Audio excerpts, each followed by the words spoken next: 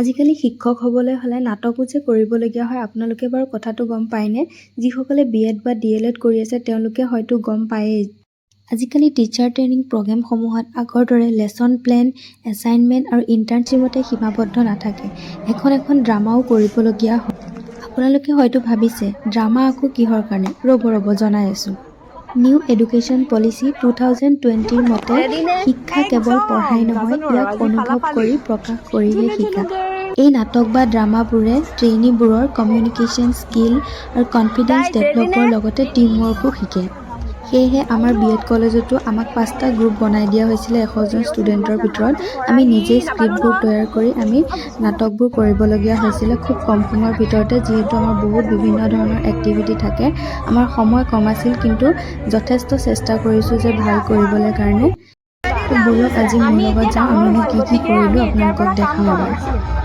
এয়া ষ্টেজত কৰাৰ আগতে এবাৰ প্ৰেক্টিচ কৰি লোৱা হৈছে।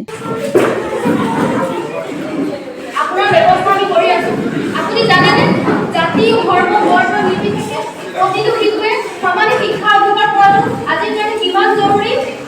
আপোনাৰ ব্যৱস্থা আমি এতিয়াই কৰি আছো। আমি পুলিচক খবৰ দি আছো, ৰ'ব আহি আছে তেওঁলোক।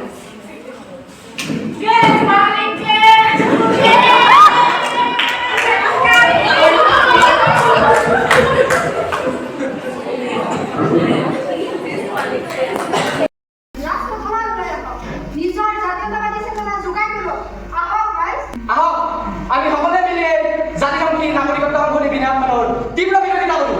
আমাৰ স্বকীয়তা বচাই ৰাখিবলৈ আমি শক্তিশালী হ'বই লাগিব। আমাৰ এটাই কথা, কাৰ আমি নামানো। পাতালপুৰি সমষ্টিৰ পৰা প্ৰাৰ্থিত্ব আগবঢ়াবলৈ ইচ্ছা প্ৰকাশ কৰিছোঁ। গতিকে আপোনালোক আটাইৰে সহায় সহযোগিতা দিব লাগিব। আপোনালোকেতো গমেই নাপায়, তেওঁলোকে যে খালি চামুচ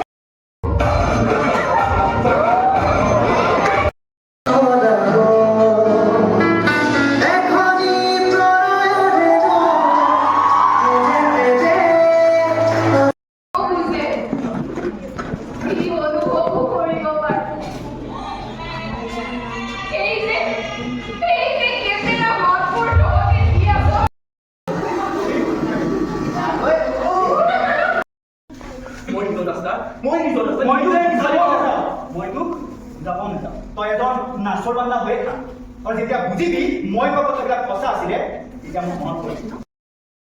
শেষত আমাৰ সকলোৰে নাটক শেষ হ'ল। আপোনালোকে যদি সম্পূৰ্ণ নাটককেইখন চাব বিচাৰে মই বাৰু লিংককেইটা দি দিম। আমি শেষ কৰি ঘৰলৈ বুলি উভতিলোঁ। আজিলৈ বাই।